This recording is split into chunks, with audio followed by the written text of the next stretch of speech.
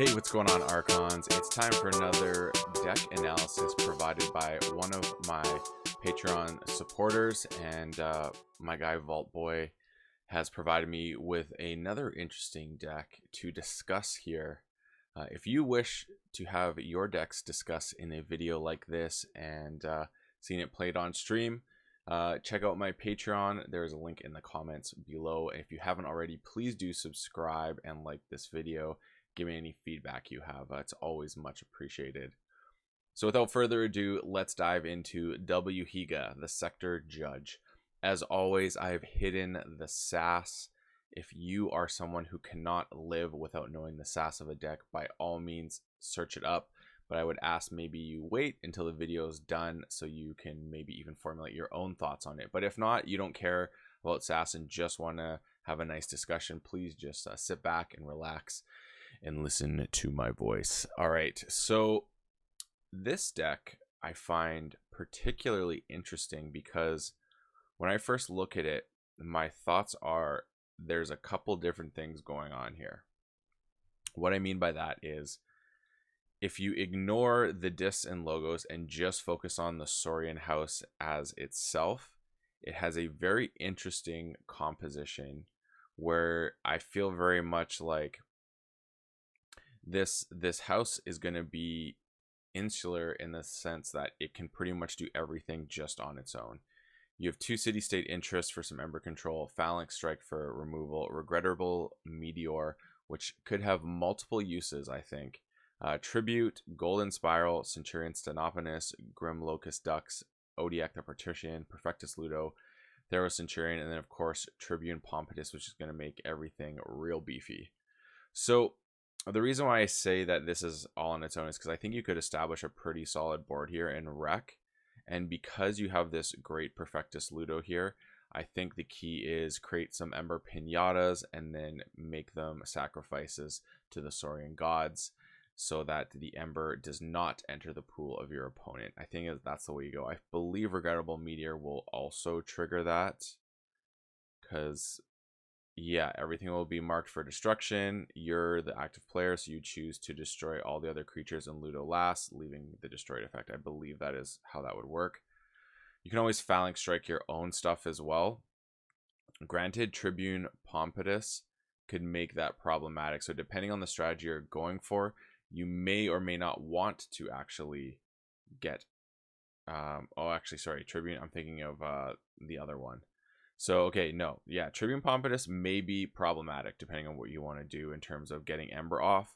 But it also could be good because it protects your Ember and allows your creatures to be real beefy. And you can just control the board that way. Now, let's go to the other side of this deck because I just spoke about Saurian by itself. But if you bring some other components of the deck into play, things shift just a little.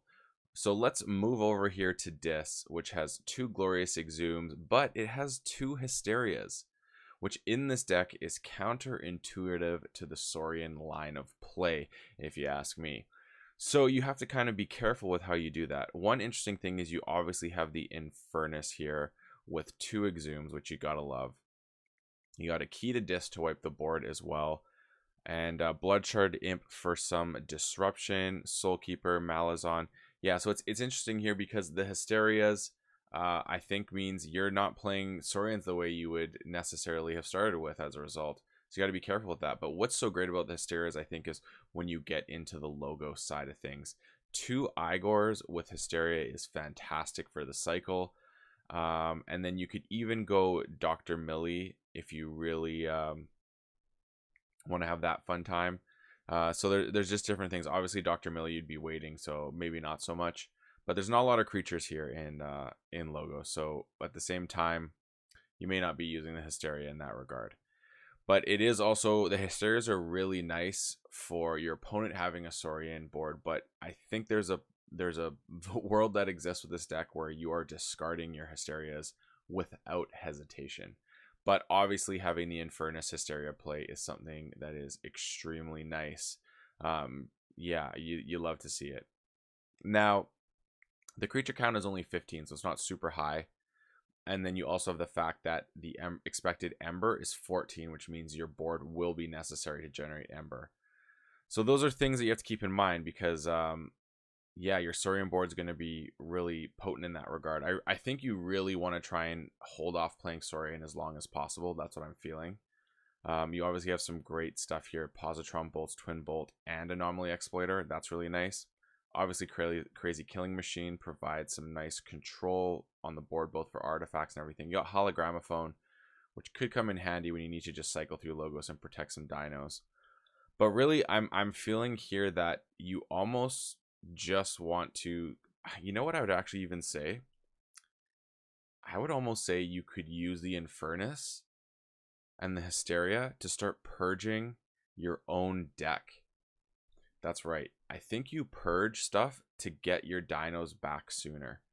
That is my hot take with this. I think that if you can, get rid of your own stuff. That also goes to say, use Buzzle.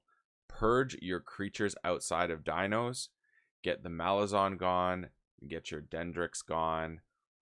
Get even your Dr. Millies. Even your Igors. I don't care. And then you have that again, really nice. But I think you actually, if you can afford the Ember control, the lack of Ember control in that regard, do it. Yeah, you have 2 city-state interests, which are going to do work. Tribute's going to put in work. Odiac, sort of. Theros Centurion, yes, and with the Tribune Pompidus, is really going to put in work. So I actually think that the play might be to, like, ideally you have both your Hysterias and your Infernus and then your Buzzle, and you can purge like almost a whole house in one turn. So that's what, 2, 4, 6. Yep, that's 6 cards from your deck. And then if you get the Buzzle, that could be another like 4 maybe, so let's say 10. If you can pull that off, I actually think you might be in a better position and just leave as much dino cards and get that recursion going as fast as possible. I really think you could be onto something there. So that's my hot take for this deck. I'm curious to know your thoughts on my analysis, and I'm sure AJ will let me know if I've gotten the goods yet. So thanks for tuning in, and be sure to check out the new videos dropping. We got the card looks, and oh, there's one more new series going to be coming. Maybe this week, maybe next week. You'll have to stay tuned and find out. Also, hit me up if you want some cheap French Mass Mutation or Worlds Collide in different forms. Premium deck boxes for cheap. Premium deck boxes. Premium 2-player starters. You remember those ones that came in Worlds Collide? They're those for cheap as well. I got a hookup for those. So send me an email at boulevardpaperfight@gmail.com. BLVDpaperfight@gmail.com. Or you can also hit me up on Discord if you know my handle there, Boulevard Blake, #3840, I believe. So yeah, thanks everyone, and until next time, may your Ember never be stolen and your keys forged promptly. Have a good one.